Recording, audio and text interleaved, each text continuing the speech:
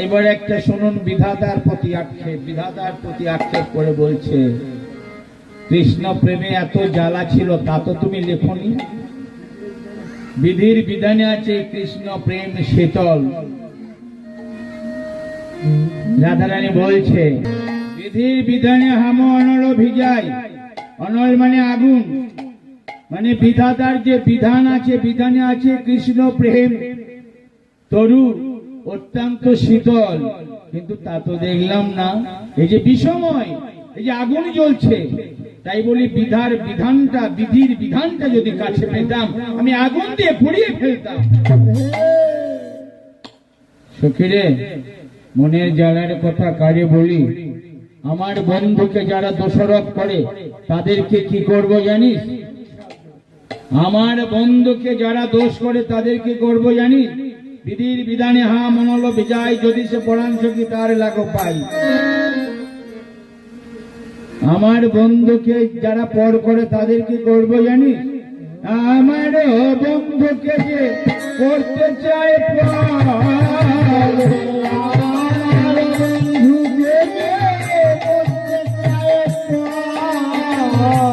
আমি একটু অভিশাপ দেব, তাদের অভিশাপ দেব।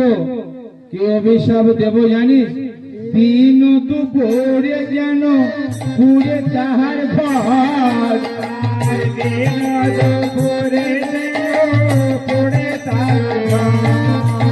পুরে যায় তাহার ঘর, পুরে যায় তাহার ঘর। আমার বন্ধুকে যে করে পর পুরে যায় তাহার ঘর,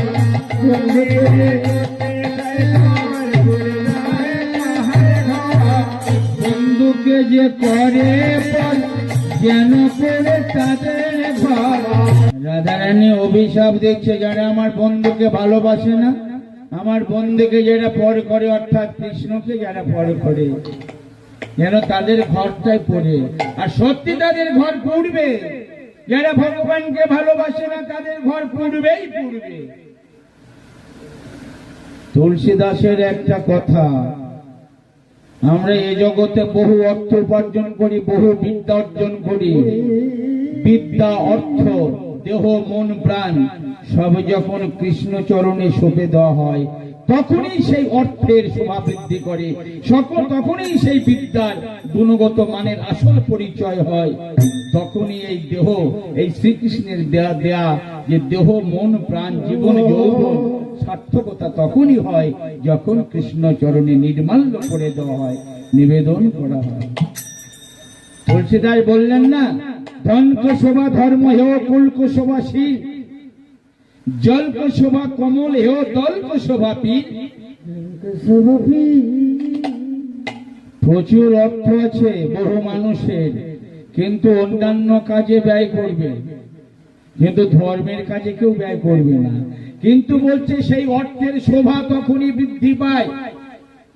ধন কো শোভা ধর্ম হেও, যেজন ধর্মের কাজে অর্থটা ব্যয় করে তখনই সেই অর্থের শোভা বৃদ্ধি পায়। তাই বলছে ধন কো শোভা ধর্ম হেও, কুল কো শোভা শীল। কোন কুলের মধ্যে যদি একটা সুশিক্ষিত ছেলের জন্ম হয় বা মেয়ের জন্ম হয়, সেই একটা সন্তান কিন্তু সমগ্র কুলের মানে মুখটাকে উজ্জ্বল করে।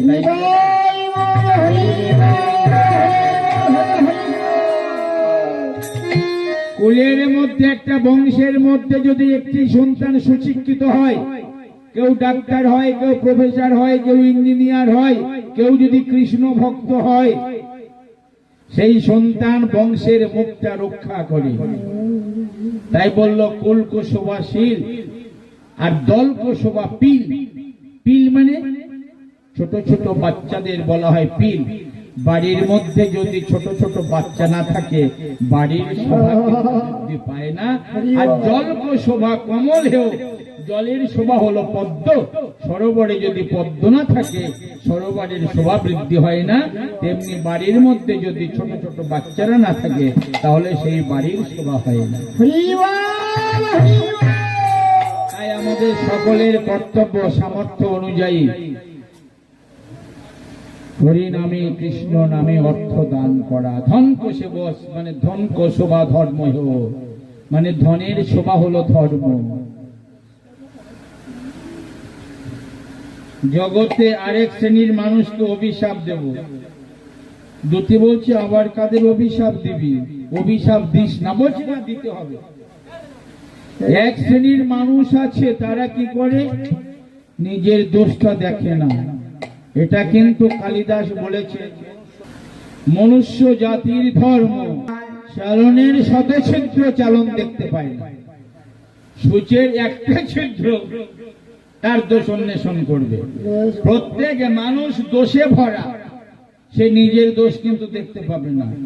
অন্যের যদি একটা দোষ থাকে, যদি 100 গুণ থাকে, সেই 100 গুণের কথা কিন্তু বলবে না।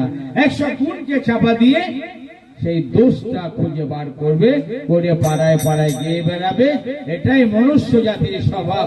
বলছে সেই সব মানুষদের আমি অভিশাপ দেব, নিজের দোষ না দেখিয়ে পরের দোষ গায়। কাল সাপিনী যেন তার বুকে বসে বসে খায়, যেন তার বুকে বসে কাল সাপ খায়, কাল সাপ। আর একটা শ্রেণীর মানুষের আমি অভিশাপ দেব, তারা পুরুষ নয়, তারা নারী। দুটি বলছে কাদের? আমি আমার বন্ধুকে ভালোবাসি। কত বৃন্দাবনের যুবতীরা যারা আছে, আমার বন্ধুকে দেখে তাদের বুক ফেটে যায়। কেন? আমার বন্ধুকে আমি ভালোবাসি। প্রয়োজন হয় তোমরা আরো বন্ধু খুঁজে নাও, তা আমার বন্ধুকে দেখে তোমাদের বুক ফাটে, তোমরা অন্য বন্ধু খুঁজে নাও। বলছে কত না যুবতী আছে গোকুল নগরে, আমার বন্ধুকে দেখে বুক ফাটি মরে, তাদের আমি অভিশাপ দেব।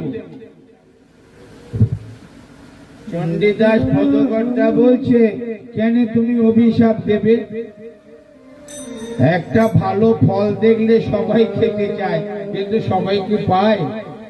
গ্রামে যদি একটা সুন্দরী সুশিক্ষিতা মেয়ে থাকে, ভালো বাড়ি, তাকে অনেকেই পেতে চায়, কিন্তু সবাইকে তাকে পাবে নাকি? একজনই পাবে।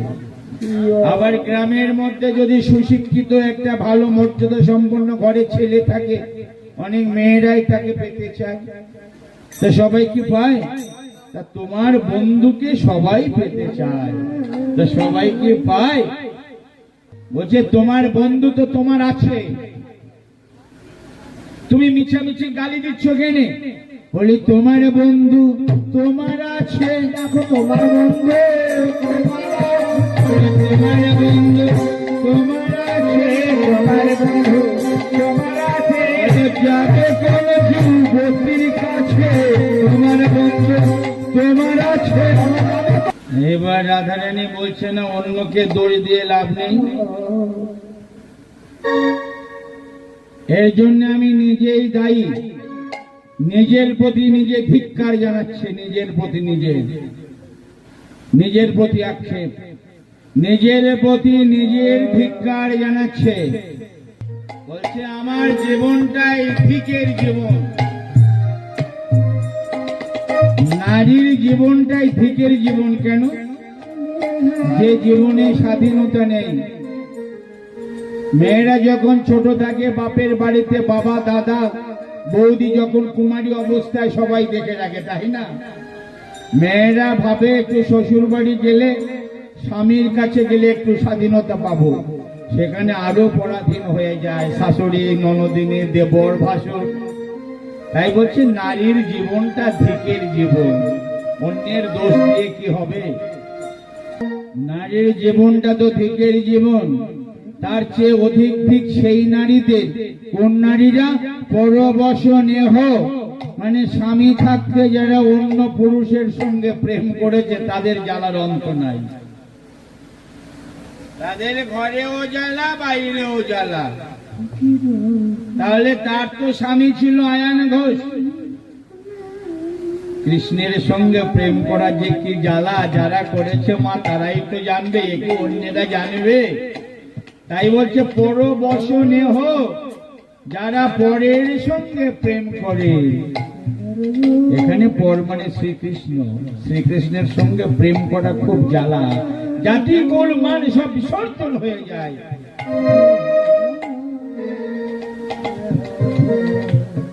পরবশনে হোক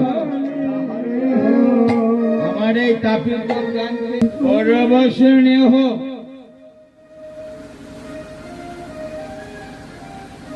এই তাপিত প্রাণটা শীতল করবার জন্য কৃষ্ণ প্রেমানলে দগ্ধ মনে করলাম একটু পাথর পাথর করে করো, পাথর পাথর তো ঠান্ডা, সেটা লব লিয়া যদি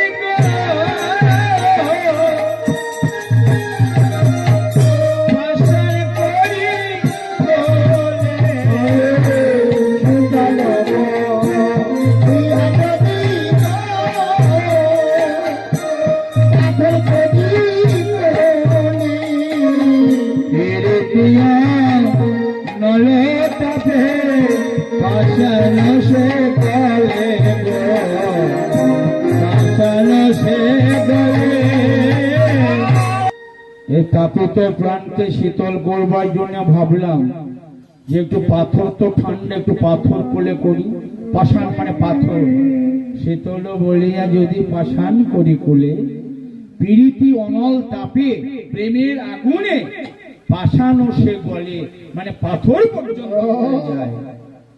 এইবার কি করলাম, না না জীবনটা তো জুড়াতে হবে, তাই মনে মনে ভাবছি যে এই তাপিত প্রাণটা কোথায় গিয়ে জোড়াই, মনে মনে ভাবছি। তখন আমি অদূরে এক বনে চলে গেলাম, বনে ছায়া দেখে,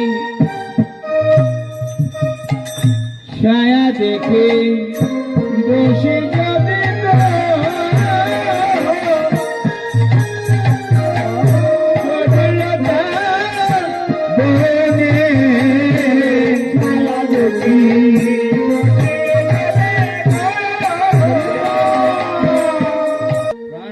জোড়ানোর জন্য বনের মাঝে গিয়ে বসলাম গাছের ছায়ায়, যেখানে লতা পাতা বেষ্টিত জঙ্গল বন, সেই বনের মধ্যে বসলাম। আমার প্রেমের তাপে সেই লতা পাতা সব পুড়ে ছাই হয়ে গেল। কৃষ্ণ প্রেমের কি জ্বালাটা দেখলেন তো, জ্বলিয়া উঠয়ে লতরু লতা পাতা শোনে। তখন আমি আর কি করব, প্রাণটা কোথায় জুড়াবো? অবশেষে ভাবলাম যমুনার অগাধ জলে আমি ঝাঁপ দেব।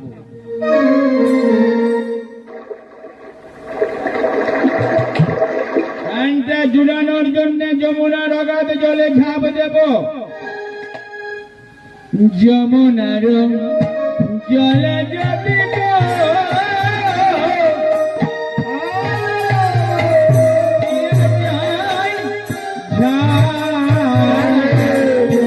প্রাণটা জোড়ানোর জন্য আমি যমুনার জলে ঝাঁপ দিয়েছি। যমুনার জলে যখন ঝাঁপ দিয়েছি, প্রাণ জুড়াবে কি, যমুনার জলটাই আগুন হয়ে গিয়েছে। দ্বিজচন্ডী দাস বলে দৈব গতি জানো, প্রীতি অনল তাপে বধয়ে পড়ানো।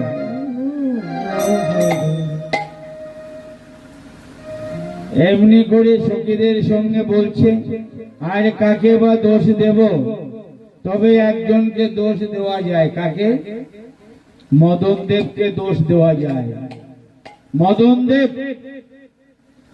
অর্থাৎ কামদেব যদি মেয়েদের শরীরে না আসে, তাহলে মেয়েদের এই জ্বালার সৃষ্টি হয় না। পঞ্চবানধারী পরমন্ধকারী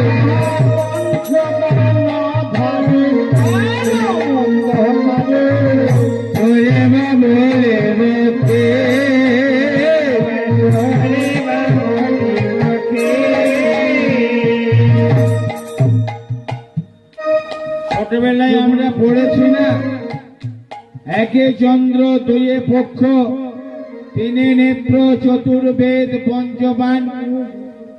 একে চন্দ্র একটাই চাঁদ, দুইয়ে পক্ষ দুটি পক্ষ, শুক্ল পক্ষ কৃষ্ণ পক্ষ। তিনে নেত্র এই দুটি চোখ, আরেকটি হচ্ছে জ্ঞান নেত্র।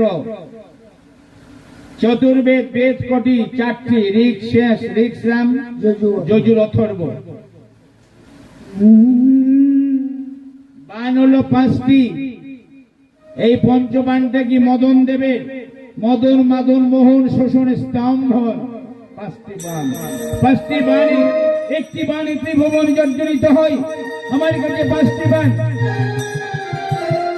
মদনের কাজ কি? ধ্বংস করা, ক্ষতি করা। মদন যদি কারোর কৃপা করে, মদন দেব, সে কামের জ্বালায় ছটফট করবে। কে বড়, কে ছোট, কার সঙ্গে কি সম্পর্ক, কোনো জ্ঞান থাকবে না। অতএব মদন মোহনের কৃপা হলে মদন দেব কিন্তু তখন পরাস্ত হয়ে যাবে।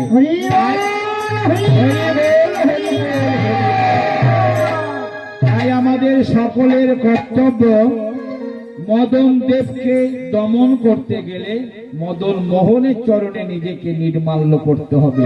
নির্মাল্য মানে প্রসাদী করে দেওয়া, উৎসর্গ করে দেওয়া, মানে যাকে ইংরেজিতে বলে কমপ্লিট সারেন্ডার, মানে পূর্ণ নিবেদন। মদন দেবের কাজকে ধ্বংস করা। মদন দেবের কৃপা হলে ধ্বংস, আর মদন মোহনের কৃপা হলে সৃষ্টি। পঞ্চবাণধারী পরমন্দকারী, তুই পরের মন্দ ছাড়া ভালো জানিস না, তোরে বলিব কি? তোরই আকর্ষণে পীড়িতের ফাঁদে আমি যে প্রেমটা করেছি, যদি তুই আকর্ষণ না করতে আমি প্রেম করতাম না। আমি শিখে কি আছি? মনের মাঝারে পশিয়া নারী,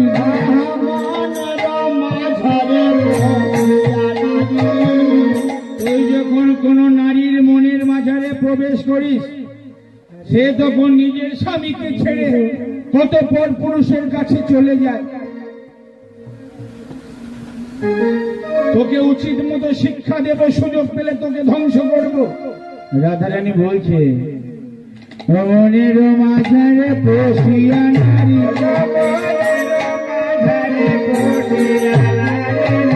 শরম করলে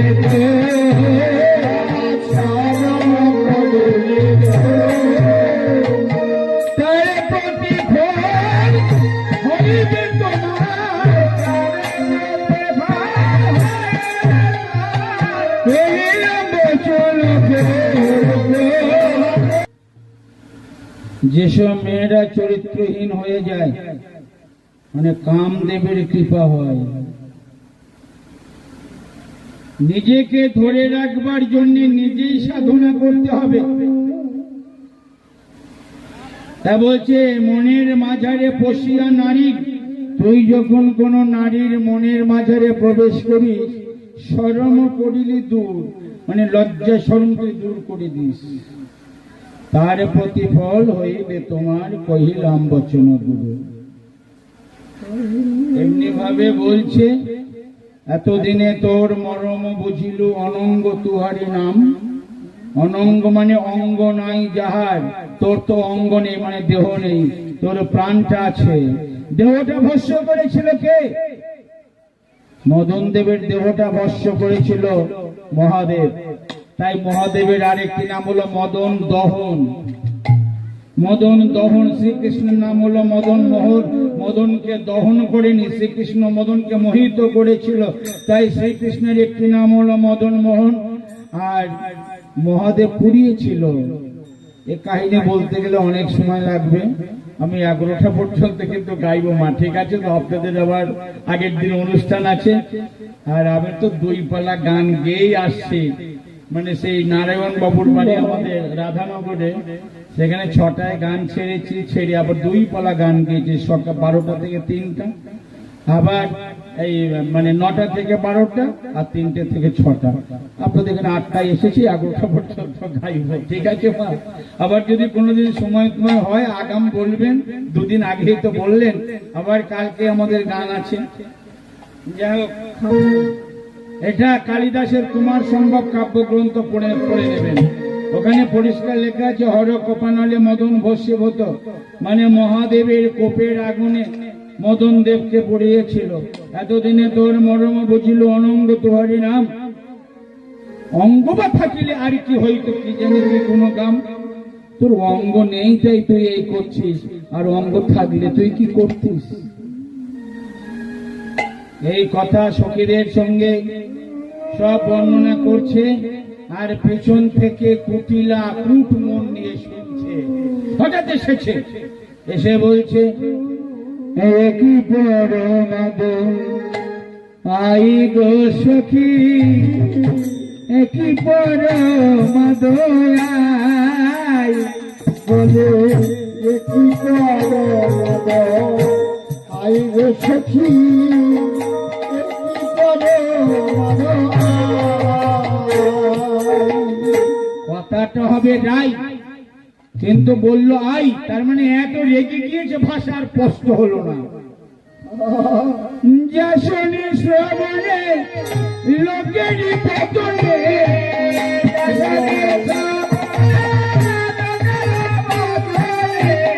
তাহাই দেখিতে পাই গো সখী, তাহাই দেখিতে পাই।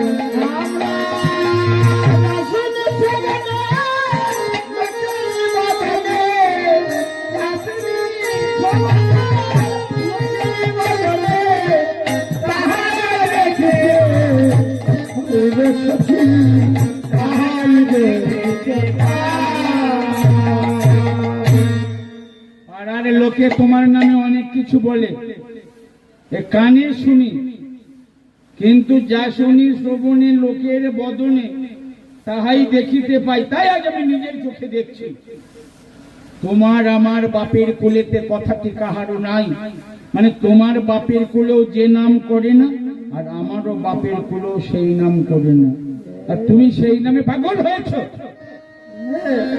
তোমারও আমারও বাপেরও কোলেতে কথাটি কাহারও নাই, তবে কেন তুমি কানো কানো করি সদাই ছুরি ছোড়াই? যে নামটা তোমার বাপের কোলে করে না, আমার বাপের কোলে করে না, সেই নাম করছো আর কাঁদছ। রাধারানী দেখছে সর্বনাশ, আজ তো ধরা পড়ে গিয়েছি। সঙ্গে সঙ্গে ছল করে অভিনয় ননদিনী, বিশ্বাস করে একটা কথা শোনে, বৃন্দাবনে যত বৌদি ননদিনী আছে সবারই সঙ্গে সম্পর্ক ভালো নেই, খারাপ সম্পর্ক। ননদিনী বৌদি কেউ কারু দেখতে পায় না, কিন্তু তোমার সঙ্গে আমার ভালো সম্পর্ক, খুব মধুর সম্পর্ক। তাই তোমার সঙ্গে আমার সম্পর্ক নষ্ট করবার জন্য পাড়ার লোকে কত কি বলে, ওগুলো তুমি বিশ্বাস করো না। রাধানী বলছে, মিছাইল করি কথা গো দিদি, মিছাইল করো কথা,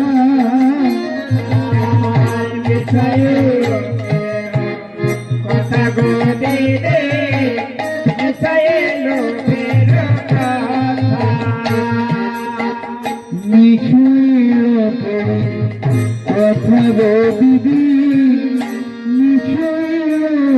করি কথা,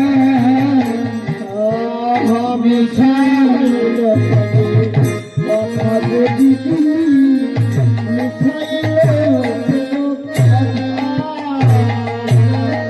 কানে শোনে যদি পিরিতি করিতাম, সপথি তোমারি মাথা দিদি, সপথি তোমারি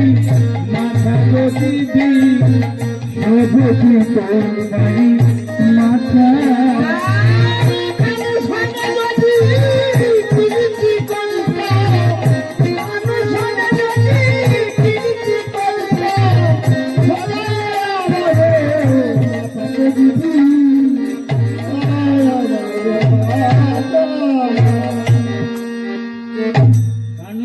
যদি পীড়িতে করিতাম শপথি তোমার মাথা।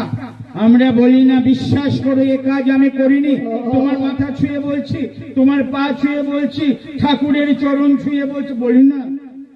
রাধানী বলছে শপথি তোমার মাথা, শপথি তোমার মাথা, শপথি তোমার মাথা, শোনো শোনো আমার কথা, শপথি তোমার মাথা, শোনো শোনো আমার কথা, শোনো শোনো আমার কথা, সবকে তোমার মাথায়, শোনো শোনো আমার কথা, বলি পাড়ার লোকের মিশাই কথা, বলি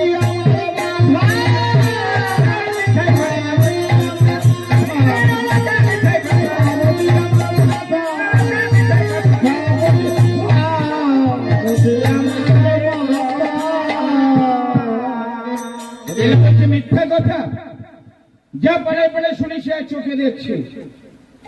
আচ্ছা যা হয় তুমি বলবে, আগে আমাকে কিছু বলতে দাও দিদি। ননদিনীকে বলছে খুব ঠান্ডা মাথায়, বলছে স্বামী থাকতে যদি কোনো নারী যদি কোনো পুরুষকে ভালোবাসে, কেন ভালোবাসে? তোমাকে প্রশ্ন করছি। স্বামীর চেয়ে যদি কোন পুরুষ দেখতে খুব সুন্দর হয়, অনেক সময় নারীরা ভালোবেসে ফেলে, কিংবা স্বামীর চেয়ে যদি অর্থে বেশি থাকে ভালোবেসে ফেলে। কিন্তু ওই ছেলেটার কথা বলছো, ওর কি গুণ আছে? কোন গুণ আছে? রূপ নেই, গুণ নেই। নিজ প্রতিদিনে আনো নাহি জানি,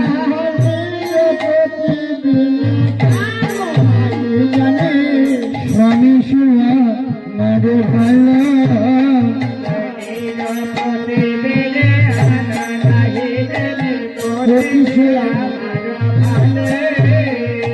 আমি নিজের স্বামী ছাড়া অন্য কিছু জানি না। স্বামী সে আমার ভালো, কোনে কোনে বলো রাখালো ভজিব,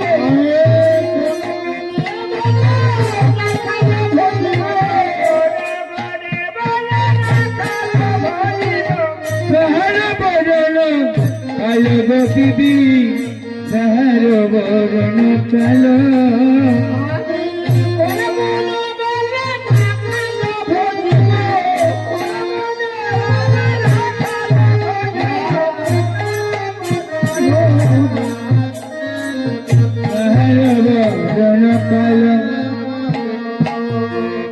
আমার স্বামী কত সুন্দর, রংটা যেন সোনার বরণ, কি সুন্দর দেখতে। আমার প্রচুর পয়সা আছে, ব্যবসা করে।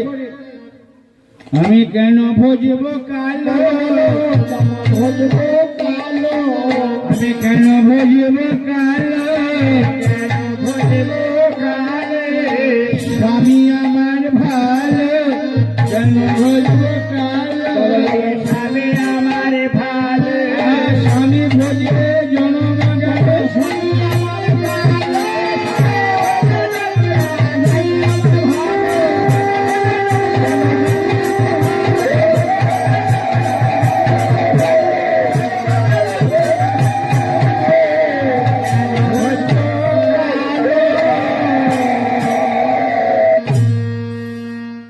কথায় বলে সমানে সমান হলে সেও বটে।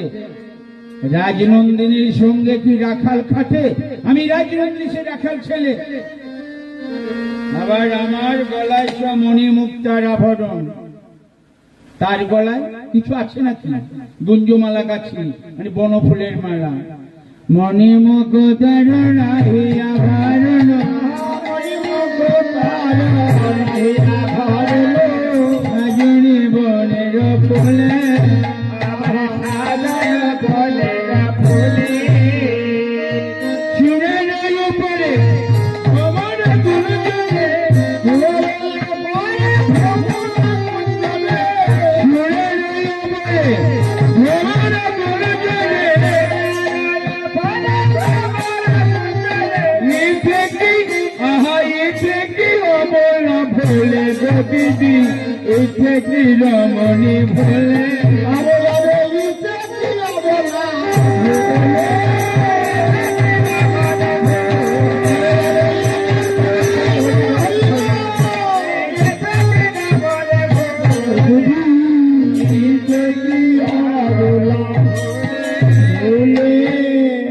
ভোলে কি রমণী, ভ্রমণের গান শুনে ভোলে কে রমণী, ভ্রমণের গান শুনে বলো বলো ভোলে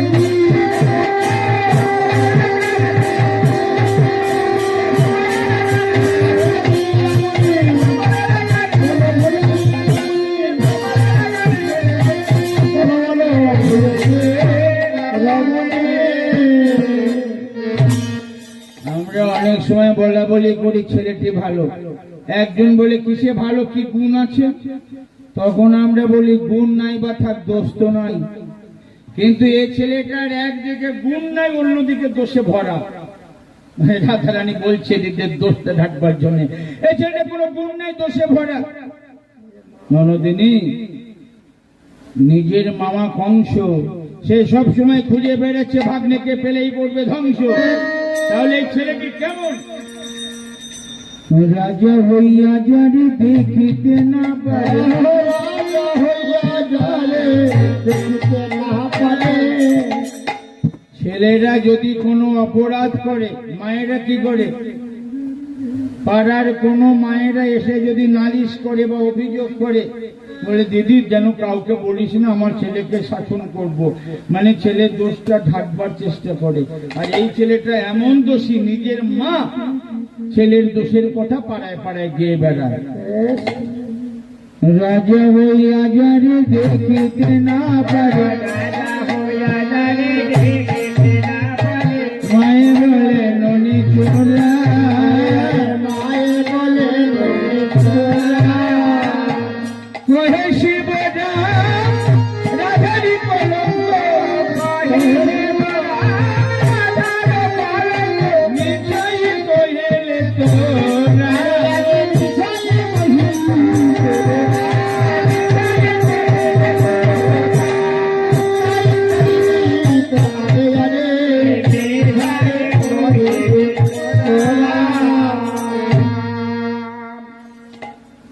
মা পাড়ায় পাড়ায় বলে, বলে দে না তোরা, বলে দে না তোরা, বলে দে না তোরা, বলে দে না তোরা, পথে গেল ননি চোরা, বলে দে না তোরা, পথে গেল ননি, বলে দে না তোরা, পথে গেল ননি চোরা, বলে দে না তোরা, পথে গেল ননি চোরা।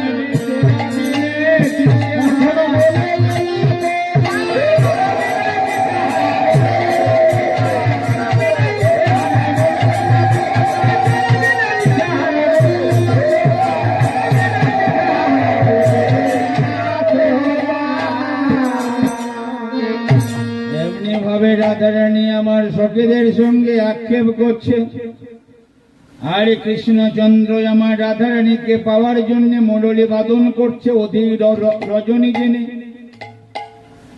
এইবারে মুরলীর ধ্বনি শুনে সখীগণে আমার রাধারানীকে সঙ্গে করে নিয়ে চলেছে। এবার নবরের অরুণ ঝুল পড়ে গেল সারা,